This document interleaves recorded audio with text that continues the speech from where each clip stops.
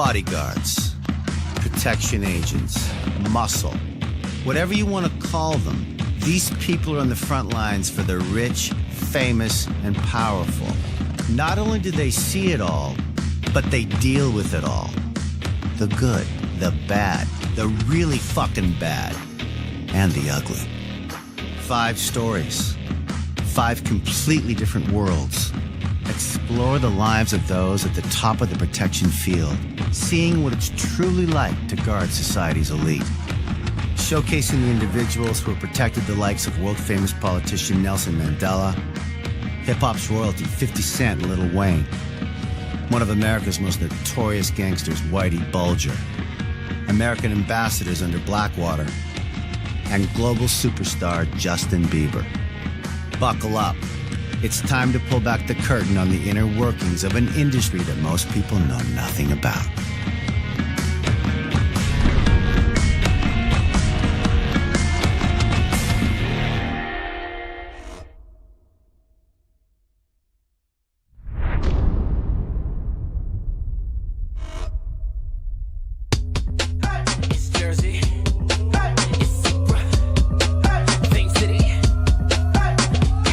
Welcome to Miami Beach, where we meet Anton, one of the most well-known and respected bodyguards in the business. Anton cut his chops protecting 50 Cent in his prime, where bulletproof vests were mandatory and fights were daily. Gaining respect by getting shot on the job with 50, Anton has protected some of the biggest names in music. After being on the front lines for years, Anton started his own bodyguard company, Guardian Protection. Our story looks at what it takes to go from beating people up every day to running one of the biggest bodyguard companies in the USA. I did 50 Cent for 4 years. In 2005, I left to start Guardian. Guardian's a full-service security agency. We do everything. We do concerts and events. We do nightclubs. We do personal bodyguard work. That's probably what we're most well-known for. I protected Eve, was my first client with Guardian. Sierra at the time was headlining the tours, the Scream Tour. I was with Sierra for a couple of years. That led to T-Pain. I was with him for a couple of years, and that's when Pain had, I think he had 13 number ones in 1 year, the year of T-Pain. Lil Wayne, Timberland, Birdman, DJ Khaled, Carrie Hilson, Future, Gym Class Heroes. What up? It's Travis McCoy from Gym Class Heroes.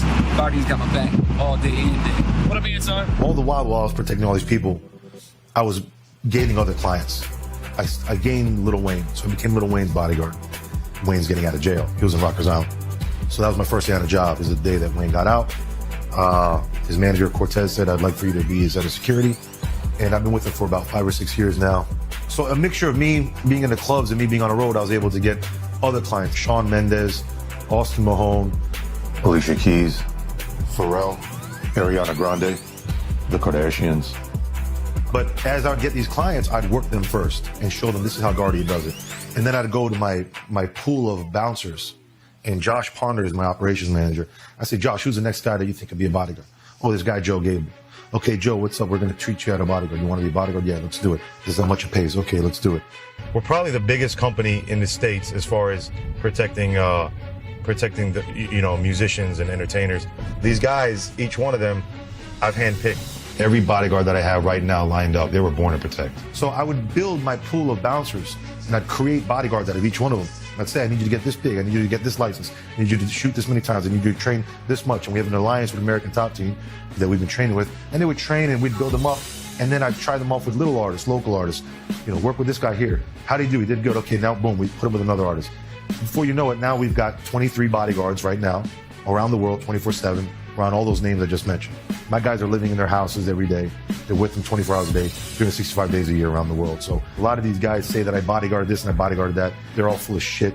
They bodyguard a client for one night in a nightclub and they say, oh, I'm this guy's bodyguard. No, you walked into his table. Yeah, Anton was wild, man. It was like pumped up WrestleMania type shit. With 50, confrontation was around at any corner. You always expected it. With G-Unit and 50, these guys are from Jamaica, Queens, New York. Where they live, where they're from, murder happens every day. So they're already built like this. So now I've got to think like them. And it's difficult because they said I'm not from the hood. I'm not from there. So being around them, I started learning. I started being like them. 50 Cent got shot 9 times right before he blew the fuck up in the music scene. Don't get it twisted. 50 Cent was a gangster. Dealing with daily violence and drama eventually led to a bullet entering the flesh of a young Anton at extremely close range. In the hotel, it was us, Jay-Z, Missy. It was a tour. So there was countless artists that was in this hotel. So all I heard was yelling and screaming outside. And then we ran to the front to check who was yelling and screaming. Jay was the head of security at the time, and Jay goes, yo, Anton, go downstairs. I think something's going on downstairs. So sure enough, I go out there. There's a bunch of thugs all lined up. All I hear is jib-jab going back and forth. And while I'm separating it, things are quiet. And then Shah comes around my shoulder and cracks the main dude in the face. So now everyone's fighting. Now there's no more talking. So now I just do what I've always done. Fight, you know? I hear this one guy say, yo, pop the trunk, you know? And I'm not from the hood, but I know what that means, right? So then I start chasing the guy. I'm not the fastest guy in the world, and that guy was a fucking cheetah. And he was able to pop his trunk, turn around, and I just remember him looking at me like this and just shooting sideways. I wasn't trying to be a hero or nothing. It was just happening so fast that I just thought to myself, get that guy. Just get him, because he's going to kill your crew. So while he's shooting, bang, bang, I'm still running after him. And then finally, boom, I get hit in the leg. Still didn't register. But we were all making fun of Anton on the bus after we found out he was cool, because he actually ran into a shootout, like a full-blown shootout. People from our crew, or allegedly from our crew, somebody from behind me would shoot back. They kept shooting back and forth. Missy Elliott's bus got shot up. No one was in it. Missy Elliott's tour bus was shot the fuck up. Like, it was like Swiss cheese. And Missy Elliott is nowhere near a gangster, and she had nothing to do with it. All she do is dance every night and freaky. She's not really into, like, shootouts and beefs. 50 comes walking in, and he's like, yo, man, you okay? And I was like, yeah, I'm all right. We just got to get you out of here. And then he's like, I heard what you did, man. When you heal up, you come back. And I was like, all right, boss, you got it. You know what? Getting shot is what it takes for them to know your name.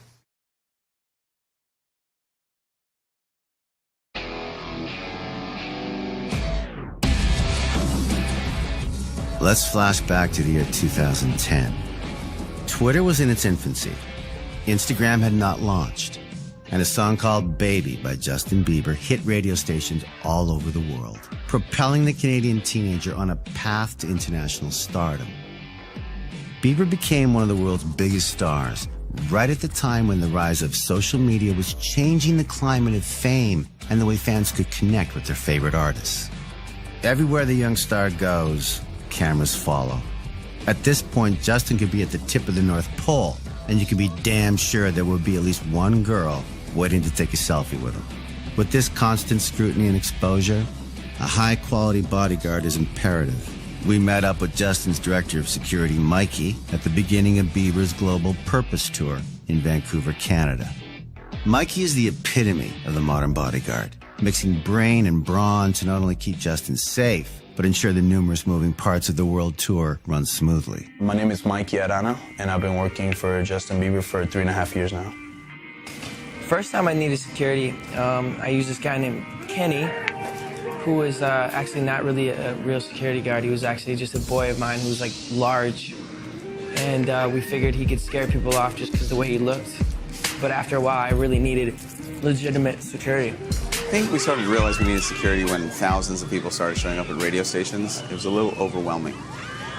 We kind of knew that we needed to step it up, and then we went to Australia, and we told the Australians at this Sunrise TV show that we were going to need more security, and they didn't believe us, and then the kids rioted the streets. Being at the place where the crowds were starting to get bigger, getting to the place where I felt like my safety was at risk, so you know, it was about time that we started looking for people that were on that next level of protection. I think Mikey, you can describe as loyal, professional, humble, selfless is the best one. I think that's the most important adjective when it comes to this job. Someone who's selfless, who puts others above themselves at all times because they're making sacrifices every single day. And Mikey is, he's a leader. And being a security guard, you need to be a leader. You need to take control of situations and understand how to communicate. And he's just the best at it. I think what we look for in security is people who have more of this and more of that. you know, you're not only protecting someone's, you know, body, you're also protecting their heart, their mindset, and you need someone who can think fast on their feet, because avoiding situations is more productive than handling the actual situation. The hardest part of the job would be fighting complacency, getting out of the routine mentality of, all right, I'm just gonna wake up, I'm gonna get in the cars, I'm gonna go to the venue, do meet and greet, do the show. Just another day. Or, okay, let the fans get a little bit closer, say hi to him and take a picture. Because like I said earlier, 9 times out of 10, the day goes smooth. You gotta keep that combative mind that something will happen. Not if, but when. You gotta keep that mentality. The main threat, I would say the unknown. Because 9 times out of 10, they're fans, girls who just want to be with him and see him and get close to him and talk with him, take a picture. That one time, you never know what may happen. It's hard really to get used to it. It's constantly changing. Life is constantly changing. Surroundings are constantly changing. And having people that are consistent around all the time, with being my security, it just creates such a safe place for me. And it's needed. It's needed in this world. It's needed for the world that I'm in. You never get completely used to it because of the emotions. You see so many people with different stories, and the stories may be alike, they always touch you in some type of way. The way I think the security has evolved is by basically staying out of sight, out of mind, giving him more space as he grows, letting him interact more with people. As their fans have grown, they're more likely to engage him in a conversation than to grab him and literally rip hip-hop apart. Because I remember when I first started with him, it may sound crazy, but 3-4 little girls, emotional, they have so much strength that they'll literally rip his shirt, take off his hoodie, and if it's a big crowd, you can lose them in the crowd. I'd say the hardest part is just space. And so having security, it creates space for me. It creates boundaries. It creates just a safe place for me. But as the fans have grown with him, so has their approach to be able to just come up to him and be like, hey, Justin, how are you? And engage in conversation. So giving him more space for sure. As the fans get older and more just knowing themselves more, they start understanding how to act, and they actually want to act a little bit more sane so that maybe they get my attention. Because at this point, if you're screaming and super overwhelming, it's hard for me to kind of connect with you. The most memorable moments dealing with the crowds overseas, especially in South America, it gets so bad that you start thinking, how am I going to get out of this? Sometimes when there's large crowds and it's really uncontrollable, because over time people see other people freaking out and then they start freaking out, and then it becomes this whole thing where it just becomes uncontrollable. The strength of people packed in one place, they could be 5'1" girls, but about 150 of them, they'll move you and 3 other big guys with no problem. That gave me a lot of experience because you start learning or start thinking about crowd control before it even becomes an issue. So you see one girl and you already address that one girl, because you know that if you start putting the line then, you start creating a system for them so you won't have to become an issue with the crowd afterwards, where there are 100 of them.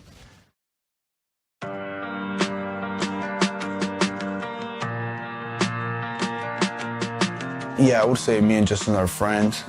Definitely developed a special relationship. And he's always been good. He's always been a friend. He's always been someone who I can count on, and that's important as well.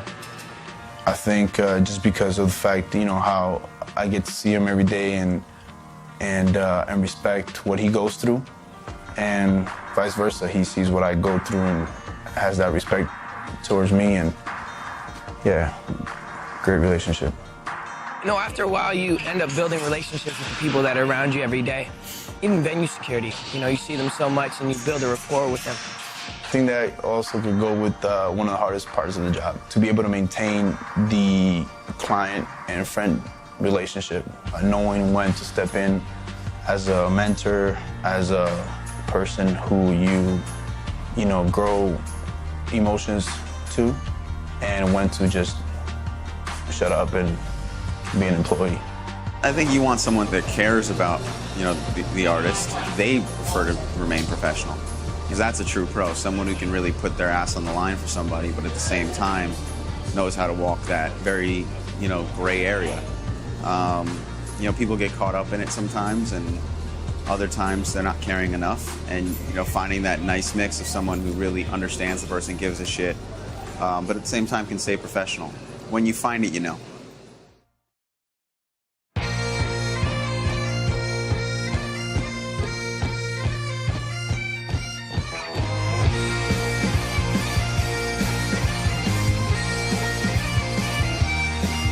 James Whitey Bulger, one of the most notorious American criminals of all time. Whitey and his Winter Hill gang ran the streets of Boston for decades. Bulger was a violent and vicious gangster, but it's not the murder, extortion, and narcotic sales that make Whitey's story special, no. It's the fact that he was secretly an FBI informant for over 2 decades. What's this got to do with our story? Well, powerful criminals surround themselves with powerful associates. Whitey ran with a small inner circle, 2 to be exact. One of these allies was his partner, Stevie Flemmi, another ruthless killer and fellow FBI informant. The other was Whitey's right-hand man, bodyguard and enforcer, Kevin Weeks. Kevin worked alongside Whitey for over 25 years. Nobody was closer to him, and nobody was more shocked and betrayed when Whitey was exposed as an FBI informant. Kevin's story is one of crime, corruption, violence, betrayal, and of course, lots of death. Whitey Bulger was probably the premier criminal in Boston for almost 30 years. In terms of describing Bulger, I think the adjectives of vicious and cold-blooded would apply. Highly intelligent. Amoral. Very, very disciplined. Ruthless. And not someone I'd want to be spending a lot of time with. A clever and vicious criminal. If you asked me years ago to describe Whitey Bulger, I'd say he was a friend. You know, I really looked up to the guy, a mentor. He taught me a lot. If you ask me today, I would tell you I have mixed feelings because I consider him my best friend. And then I found out that him and Steve Flemmi were informants for the FBI. He was one of these people that he led from the front. He enjoyed, when it came to violence and stuff, he enjoyed it. And he wouldn't ask you to do anything that he wouldn't do himself, which was everything. So when he asked us to do something, myself, yeah, I didn't hesitate because I knew he would do it. He was absolutely devoted to Bulger. He talked about him as being clever, brilliant, a master manipulator. He talked about him as if he was flawless, like he was a criminal god. When I was 18 years old, out of school, I started working clubs bouncing. And I worked St. Patrick's Day there, and I had a few fights, and I ended up getting hired. And that's when I met Jim Bulger and Steve Flemmi. They used to frequent the bar. Eventually, he gets picked up as a bouncer at a bucket of blood called Triple O's. Triple O's happens to be where Whitey Bulger conducted business upstairs. He never wanted to be called upstairs by Whitey Bulger. Takes him on as a lieutenant. He's beef. Whether he's a bodyguard in the conventional sense or not is one thing. He's beef and muscle. He's there. He is there for the worst of it. He's an eyewitness to some of the most gruesome murders you can imagine.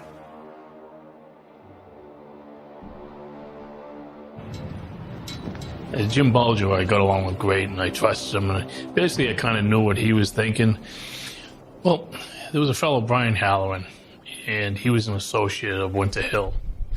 Well, he was involved in a shooting in Chinatown where he killed this guy, George Pappas. And he was grabbed by the FBI, and he cooperated. He made a deal with them. And his deal was to give up Whitey and Stevie and other people for 2 different murders. If Halloran had given up Bulger, as he was trying to do to the FBI, then Bulger was in trouble. And Bulger's empire was about to fall. Whitey was looking for Halloran for a while, and we finally received word that he was down the waterfront, that he was at this restaurant. It was called The Pier at the time. Weeks was sent out as the lookout. They had a name for Halloran. They called him Balloon Head. And so he was going to notify them. He was posted across the bar, and at the right time, he was going to call Bulger. And I was looking through the binoculars, and I saw Halloran in the window, and Jim Bulger was in the hit car with another fellow, and I radioed to him when Halloran was getting up, and then when Halloran came out into the air, I let him know that he was out. He got shot right over here, and the car drifted across the street. The driver was killed immediately, and he was shot in the head, and Brian Halloran got out of the car. He staggered towards the back, and he got shot 21 times. That was the first time I'd been involved in a murder with them. It was a double homicide. When the murder took place, my first murder, it was kind of surreal. I came to the realization, too, that this really does happen. So I decided at that time that I had committed homicide. I was involved with it. There was no getting out. And at that point, I says, well, if I'm going to do this, I'm going to be the best I can at it.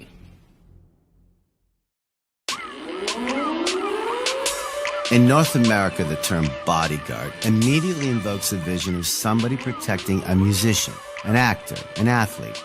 However, executive protection is much, much more than that. Enter the Shadow Group and Atlas Tactical.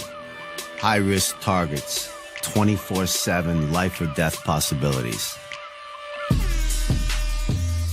Welcome to an undisclosed location in Florida, where Shamir Bolivar, owner of the Shadow Group, combines skills with Tyrone Coronel, owner and operator of Atlas Tactical, a company that specializes in overseas diplomatic protection. War zone protection is a whole other world of security. Operating in the most dangerous countries on the planet, these guys have experience in situations where the enemy isn't some overzealous fan, but a demented motherfucker willing to die for a cause. Well, my name is Tyrone Coronel. I'm married, 36 years old, father of one. I'm originally from Cartagena, Colombia. So I was born and raised there. Grew up really, really poor. No water, no electricity, no bathroom, just a latrine outside. In Colombia, I was going to military school in my later years. So I always wanted to be in the military. After the attacks in 9/11, decided that I needed to do something for this great country that has given me so much. So I joined the Marine Corps, went to the recruiter, signed up. A couple weeks later, I was at Parris Island, South Carolina, to start boot camp. My name is Shamir Bolivar, 40 years old, father of three, originally from Brooklyn, New York. Grew up in the inner city. I've protected and been associated with anything from former President George Bush, President Obama, Donald Trump, Lenny Kravitz, the Wade family. Growing up in the city, I was forced to kind of ride the line. There's a fine line between being on the good guy side and the bad guy side. I was just surrounded by a bunch of chaos. I knew I was going to go to war. I just didn't know how soon I was going to go to war. My military specialty is 0311, which is infantry. So I did that. I deployed to Iraq in 2003. We were in Kuwait about a month before we crossed the line of departure into Iraq. Every little city, little town, all the way from Kuwait to Baghdad, it was just a firefight, dead bodies all over the place, burning oil fields, mangled bodies. The smell was pretty bad. Pretty much a lot of people were full of bullet holes. The dogs would eat the dead bodies all over the place. We finally got to a camp in Iraq. The first day we got to that camp, we took 43 mortar rounds. So that was pretty scary. At that point, I hadn't seen any of my buddies get hurt, but that would come pretty soon. I lost a lot of friends. Half of my team was killed January 31st, 2005. So I went over there with a team of 4. Only 2 of us came back. Just one of those things that it happened in war. We're volunteers. We were not made to go to war. So we obviously have to understand, the war is not pretty. But, it is what it is. I started focusing on law enforcement as a career, and I got into law enforcement after moving down here from New York. I was in law enforcement for approximately 15 years. In law enforcement, I was able to work several specialized units, narcotics, working undercover, SWAT officer, worked as an operator, worked in containment, specialized operations where we took down narcotic organizations. It was like my first venture into the Miami Vice life.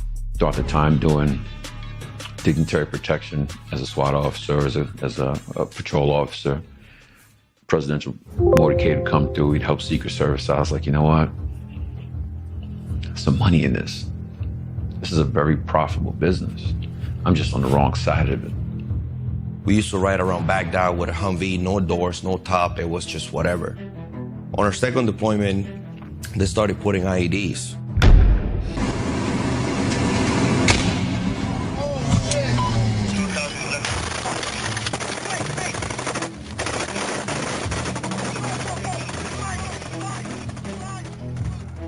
So most of our casualty came from improvised explosive devices. You know, you're driving around, all of a sudden you drive over a pressure plate and your vehicle blows up. Seeing the vehicle in front of you completely get turned into Swiss cheese, it was an experience, I hope I never have to live it again. My body has definitely taken a toll. Half of my left index finger is missing, if you can see that. Both of my clavicles are 2.5 centimeters shorter. My bicep got detached from here and ended up down here. It looked like I had an apple in there. IEDs overseas are definitely the biggest killer of U.S. troops and contractors. Diplomatic protection in Afghanistan during war is as dangerous as it gets. Tyrone came face to face with a life-or-death situation after his vehicle convoy spun out and crashed. I got out and I went to assess the situation, and as I opened the back door, I saw a lady with a broken leg. So as I'm pulling her out, a lot of people were gathering. Then after I felt somebody pulling my gun. So I looked, took a peek back, and I saw some dude just pretty much with his hand out for my pistol. And at that time, I turned around, I put 2 rounds on him. Pretty much right above his stomach and another one on his chest.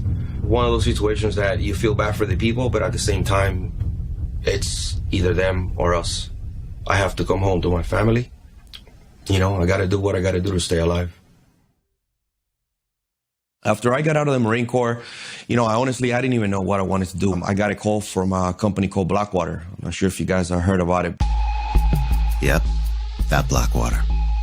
The notorious security firm founded by auto manufacturing heir and ex-Navy man Eric Prince, tasked with high-risk security detail in conflict areas around the world. Blackwater became a household name in 2004 after 4 members were ambushed in Fallujah by Iraqi insurgents who fatally shot all 4 agents. After the killing, a mob lit the bodies on fire and then dragged the charred remains through the streets of Iraq behind a vehicle, beating them with sticks as they went. Finally, the remains were hung from a bridge while men, women, and children cheered. The chilling event sent shockwaves through American news media, significantly escalating the war in Iraq. Blackwater received over $1.5 billion worth of contracts during the Iraq War from the U.S. government. But these contracts did not come without controversy.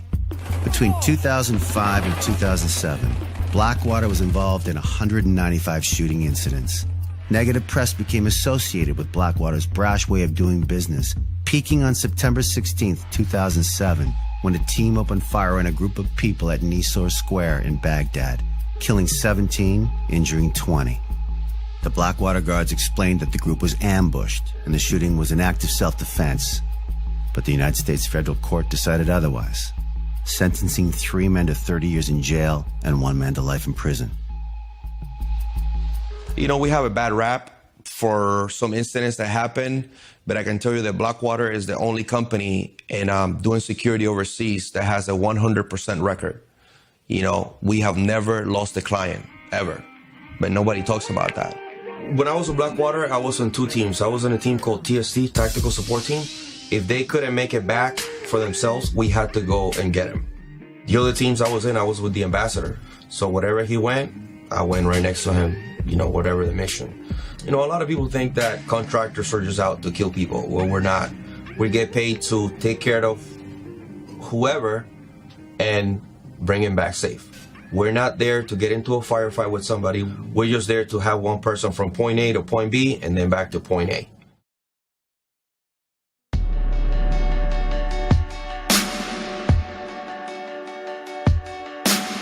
South Africa. a breathtakingly beautiful country, filled with a tumultuous history. For decades, the nation lived in complete racial inequality, led by the all-white apartheid government. Violence and bloodshed were rampant. The country was drowning on the brink of civil war and in desperate need of change. When change finally came, a national hero was born. Nelson Mandela, arguably the most popular global politician of all time. Mandela devoted his entire life to fighting for equality and democracy in South Africa, including spending 27 years behind bars after narrowly avoiding a death sentence via hanging for treason.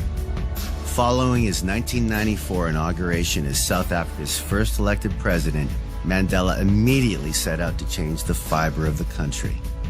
Mandela commenced the change first within his office, merging the previous all-white Presidential Protection Unit with his all-black ANC presidential bodyguards.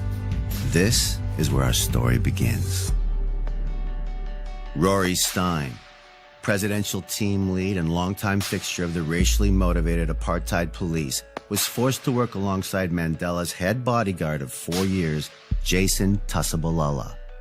Jason was a trained ANC rebel who viciously fought the old all-white government and men just like Rory Stein.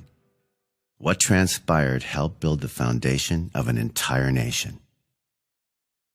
Growing up in South Africa when I was born in 1963 was completely different to what South Africa is today.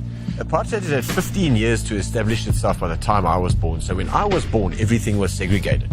I went to whites-only schools, only saw other white families and other white kids. Other than, of course, our domestic workers, when they brought their children home, we would play with these little black kids. But when we came to school-going age, they would go to that school and we would go to that school. I finished high school in '81.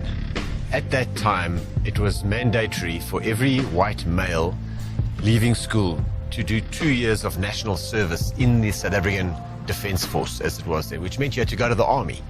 And I really didn't want to go to the army if I could have avoided it, so I had opted to go into the police force. And if you fast forward that movie to 1990, when the then state president de Klerk announced that he was going to unban the ANC, release Mr. Mandela unconditionally and all of that, I was in the security branch.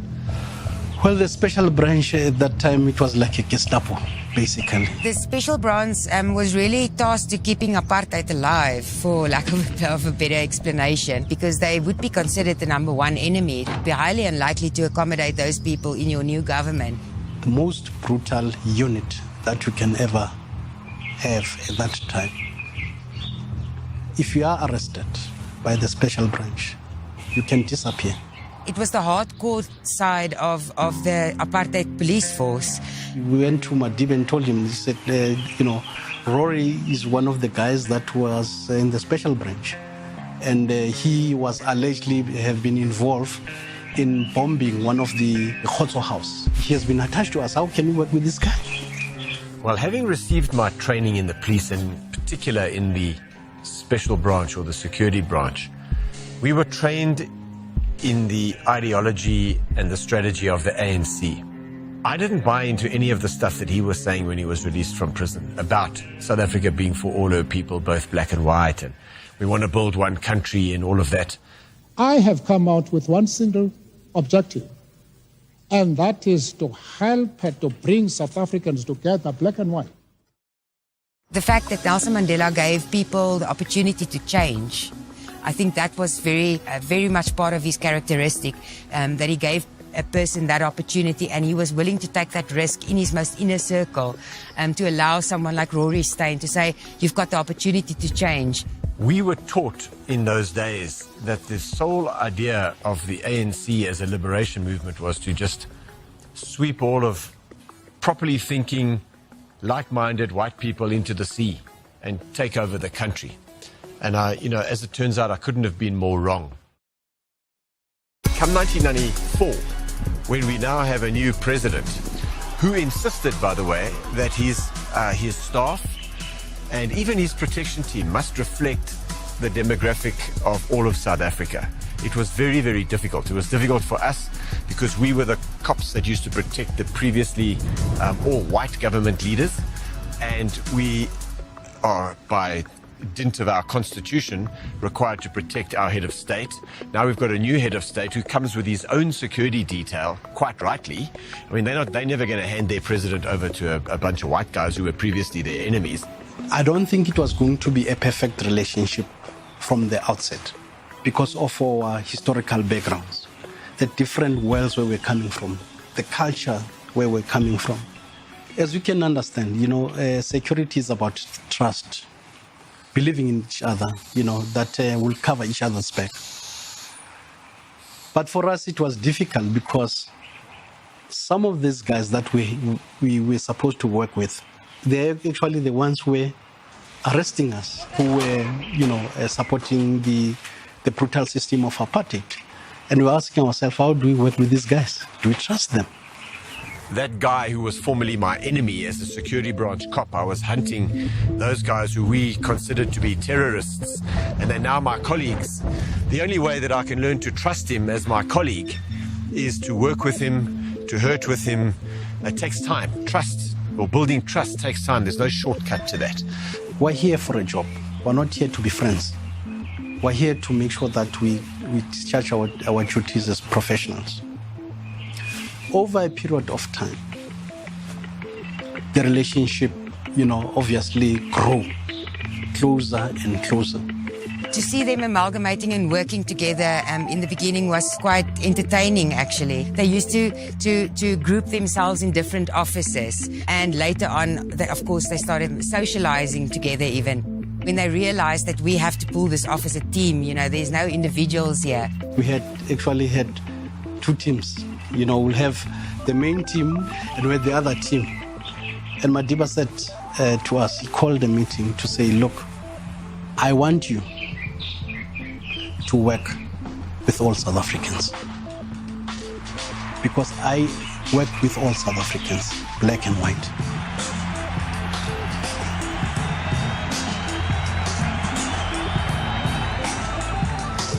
And it was difficult for us initially. But we understood as individuals that we've got an obligation to build a nation. And we needed to work we had to work with other South Africans.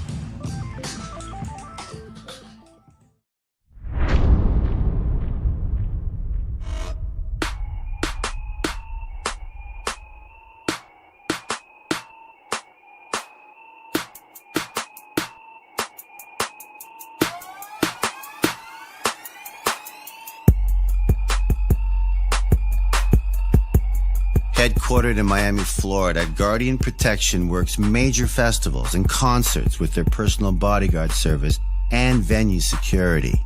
During massive festival weekends, Anton's bodyguards often find themselves at the same venues where Guardian's event security division is running point. Anton and his team had an action-packed Memorial Day weekend where their clients T-Pain, DJ Khaled, Ace Hood, Carrie Hilson, and more all had concerts. First thing I want to do is cover Best of the Best. That's the big event. It's 2 days this year. It's every year it's every Sunday, but now they're doing it Sunday and Saturday. Saturday's gonna be hip hop mostly, and then Sunday's gonna be more Caribbean crowd. So expect a bigger crowd Saturday. Expect a rougher crowd Saturday. Expect more bullshit Saturday. But Sunday, you guys already know how the Caribbean crowds are. You respect them, they respect you. The only problem you're gonna have is weed, and that's about it. No one's really gonna fight. Knock on wood. But I mean, the big concern I have is for Saturday. We got some new guys on the crew that me and Josh interviewed. I want to test the guy out. This is also Frank's new, one-time venture, leaving the nest. We got to see how he's doing. This is your first time being requested, which is awesome. Ace is performing at Best of the Best. If it was any other artist, I wouldn't really worry about it. But I've seen this guy perform. He's a stick of dynamite. You're going to get tried for being white. You're going to get tried for being a bodyguard. I'm going to get tried for trying to tell anyone to do something they don't want to do. I know you got a temper. You're going to have to curb it, and you're going to have to curb it fast. You've got to be bodyguarding a principal on probably the worst week that you could ask for. Last time I bodyguarded with him, there was 8 of us out there, so it's a lot easier. But now he's the number one guy. He's solely responsible for his client's protection. Everything good that happens is because of him. Everything bad that happens is because of him. We'll see how he does. I hired guards that go through the bullshit of getting yelled at in the face by some guy that you know you'll squash, but you just got to eat it. Are your feelings going to get hurt? No, absolutely not. We're looking to throw you in the fire tonight. Yes, sir.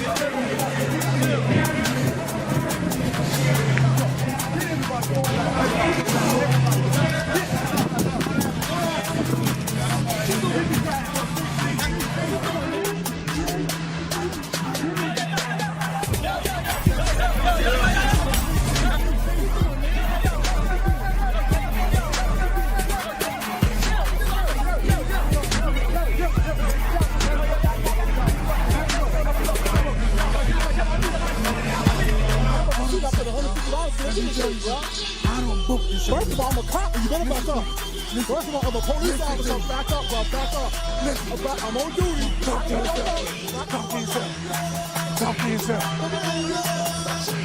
Just a little cluttered. Again, with a Caribbean crowd and with a hip hop crowd, the stages are always cluttered. They do an okay job, but it's never clean. You're never going to walk into a clean stage. This is going to be where it's going to happen. We're going to see an issue happen here. People with VIP bands should not be going backstage. Everybody's somebody, especially in Miami, especially in the Caribbean crowd or the hip-hop crowd. Real simple. You don't have a bracelet, you're not in. It's chaos, and we're here to organize the chaos. Now I got to deal with shit like this. What are you talking about? The same thing the last 20 people have been talking about because of the bracelet fuck-up.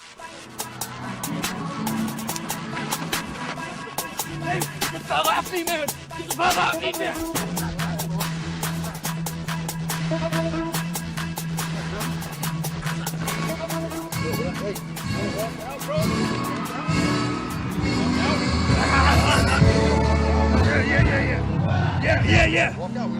Yeah. So that covers best of the best, man. And like I said, cold blues are going to be the number one thing, and braces are, people trying to escort people in without braces are going to be the number two. You gotta cut this out, man. You gotta get out of here. You gotta go downstairs. I'm not trying to chase it down. I can say no in 3 languages. You want me to do it now? No. You want to follow me around? I'm going to go get a water. Oh, we can walk and talk. All right. Oh, okay. I guess this is a date now, right? You always one ass whooping away from being fired. 9 years as a pro football player and a head of security for Carrie Hilson. I've been with her for now 2 years, so we have a relationship. Sometimes she tells me, she said, Harvey, I think you're a little rough with that fan.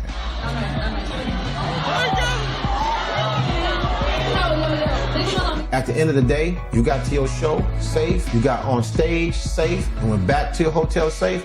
I did my job.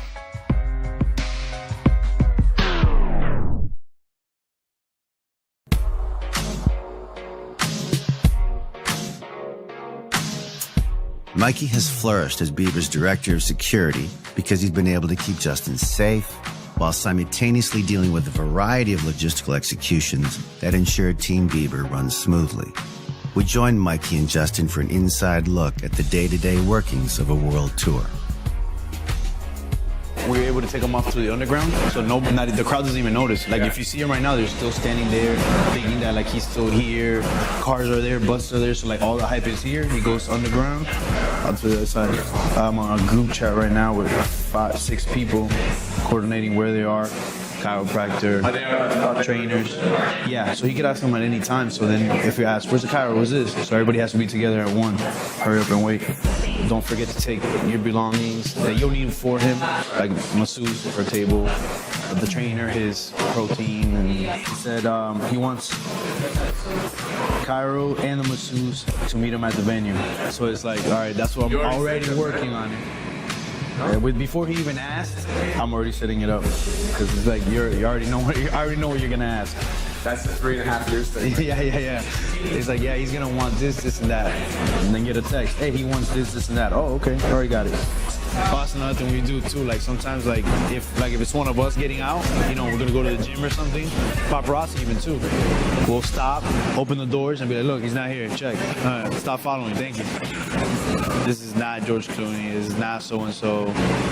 You got young girls between a certain age and hardcore loyal. So guys here too. Oh yeah. That's been a trend too. A lot of guys you can see.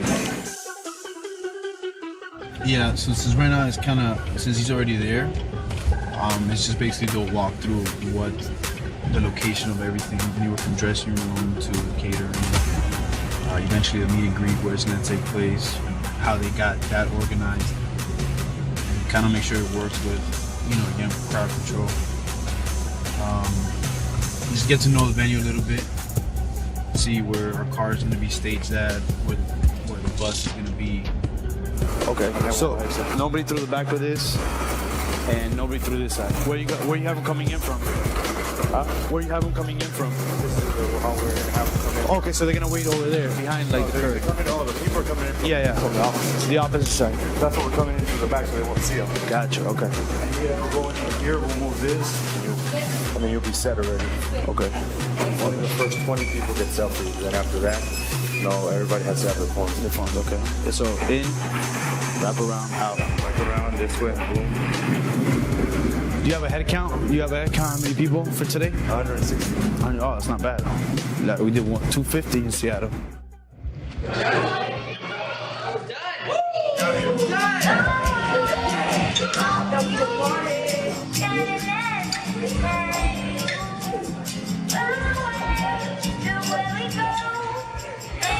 This again.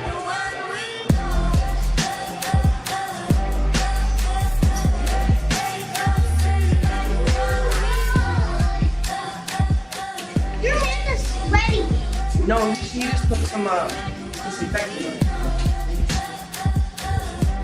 Real elevator?